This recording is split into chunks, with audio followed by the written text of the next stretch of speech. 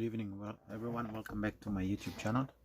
Today I did a short walk around the area during the evening and captured some photos using a Nikon D3100 with a AF Nikon 55 to 300 millimeter zoom lens.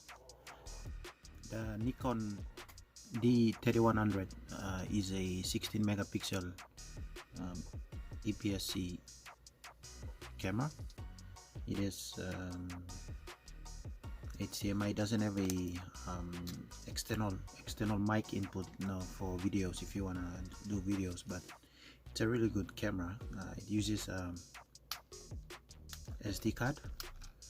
Here it's got an SD card slot, and you can mount different Nikon kit lenses on the body. So it's a really good camera.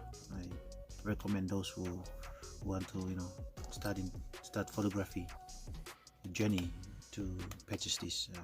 Used ones are going for around, let's say, 1,500 Kina in PNG, or overseas they are going for like $4 to $500, either in Australia or I'm in Japan. These ones are going for used ones around, let's say, the 25,000 yen.